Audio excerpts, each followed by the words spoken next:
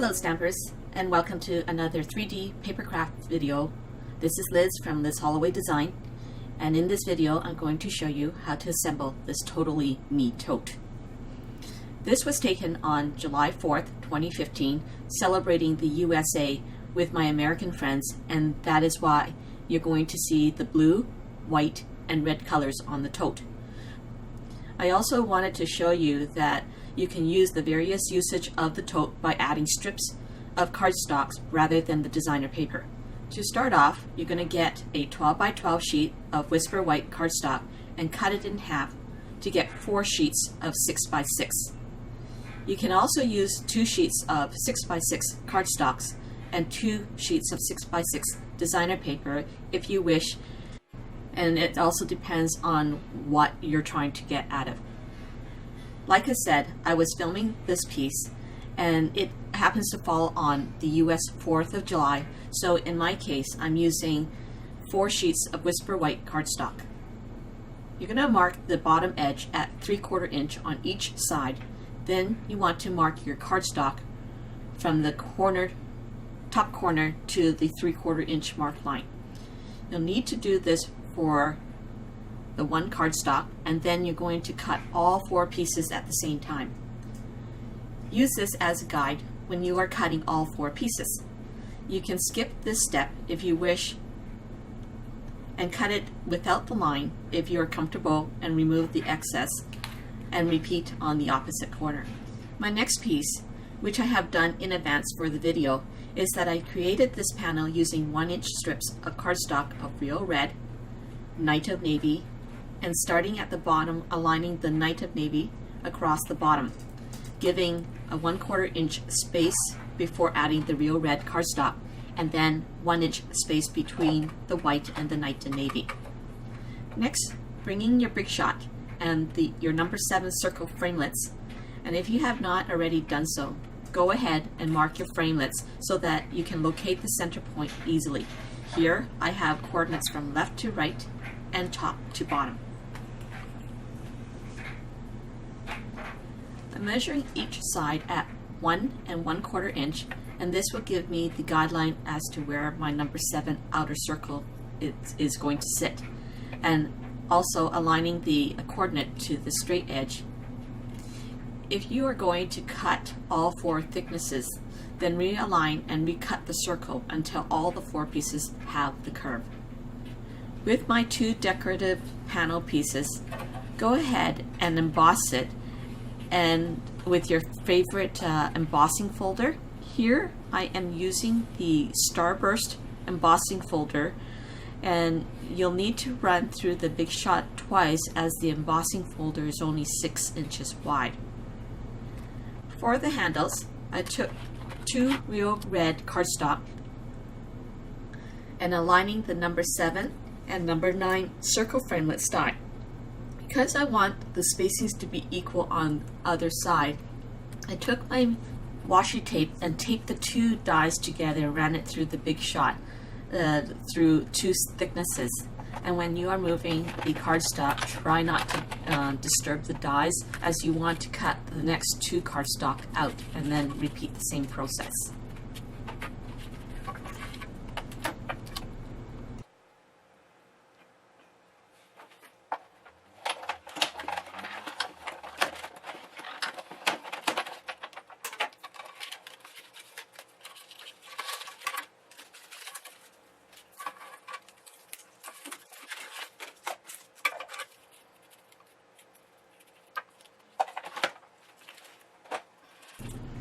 Now, to create the stripes on the side, again I started off with a Night of Navy 1-inch strip and applied it to the bottom with multi-purpose glue.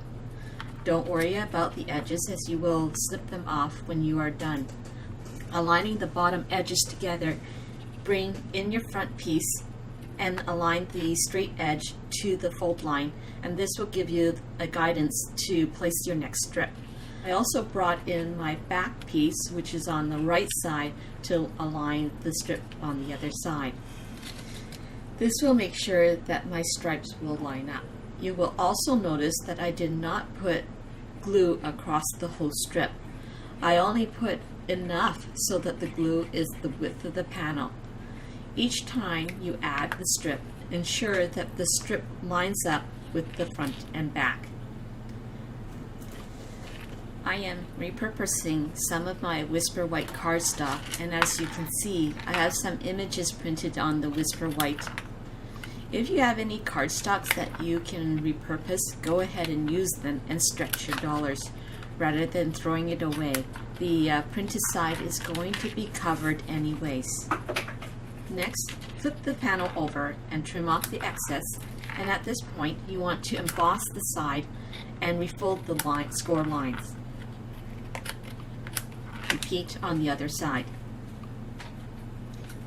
For the bottom, and by the way, all the measurements will be on the PDF file for you to download. I scored the 4 edges at 1/2 inch and then cut the corners at an angle to prevent the excess bulge, and creasing it well with a bone folder. And aligning my inner panels on all 4 sides, ensuring that the straight edge is aligned to the fold line and letting the glue dry before moving on.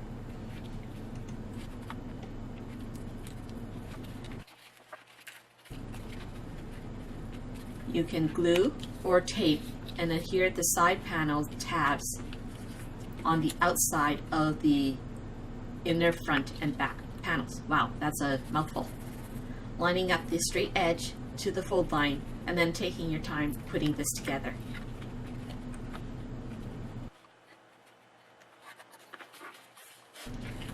Take your decorative side panels and attach it to the box. I use my Sukwang tape, which is a strong adhesive tape, on the side for extra hold. Check your work and making sure that everything is glued down.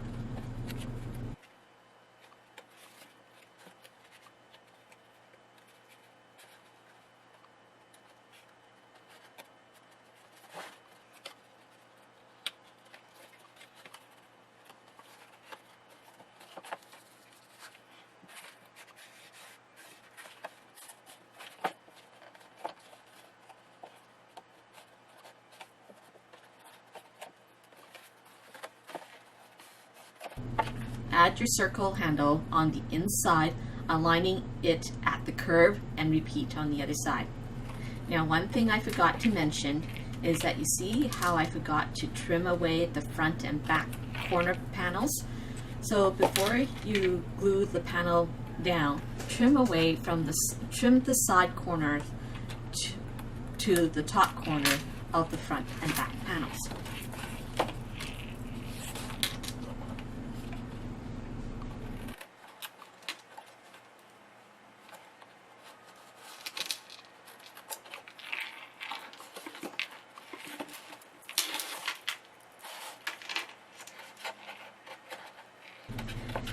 For the latch, I cut 2 pieces of red cardstock and punched the bottom with my triple banner punch to give the flag look. Then I attached the magnet button on one side with a glue dot and then secured the sides with whatever adhesive medium you would like to use. I personally like my Sukwang tape because it is what's available to me in Canada. And I like using that tape because it's a strong adhesive. Stamping Up now carries a tearaway tape, which is also strong, but I haven't had a chance to play around with it.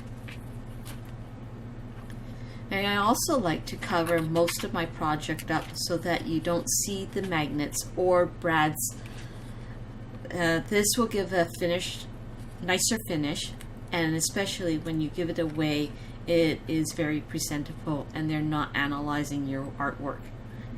Adding 2 pieces of cardstock will give the durability as well for your 3D projects. Then here, once you got all your tape around your latch, I added my second piece right on top, aligning it. I also broke up the fibers with my thumb and index finger, and as well giving it the curved line. Bring in your decorative back panel and add sequin tape on the side and on the bottom.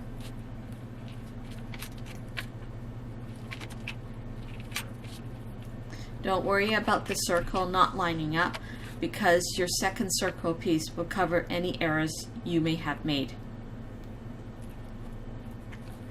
When you have your decorative panel on, then add glue to the circle handle and glue the second circle on.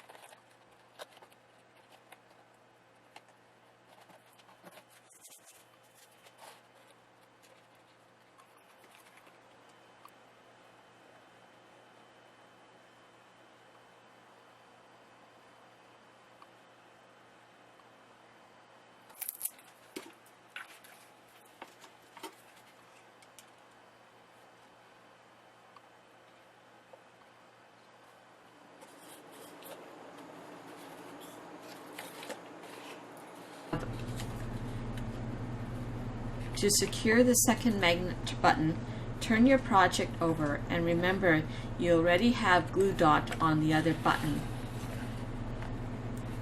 Figure out how low you want your latch to be and then pinch the button down. Repeat the same process as you have done from the back panel.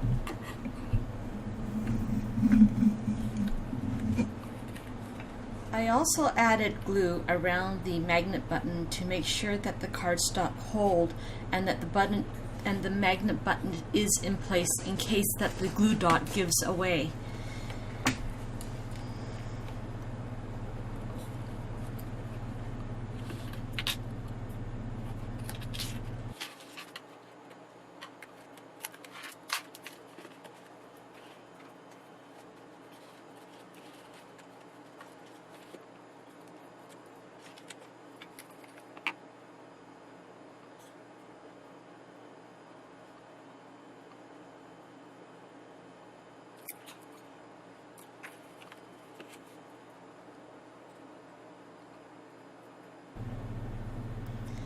I also wanted to make sure that the front panel is secured to the button, so I sat my triple bunch banner on the magnet button and let it dry overnight.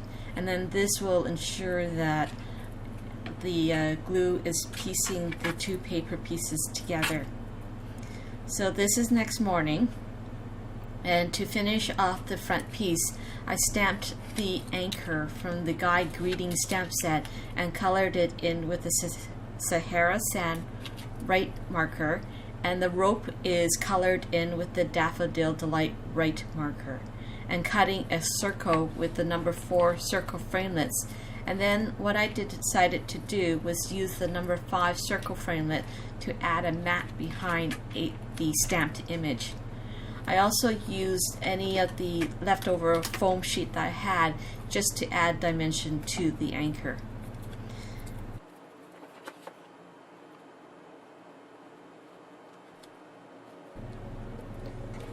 Now you can hear that the background music is now on. That means the video is coming to an end, and I hope that you would want to make a copy for yourself. This tote is very handy in many ways, and you can use it. For products that I have talked about, you can find them below on my YouTube channel description, or you can go to my blog at lizhollowaydesign.blogspot.ca, and I appreciate you stopping by.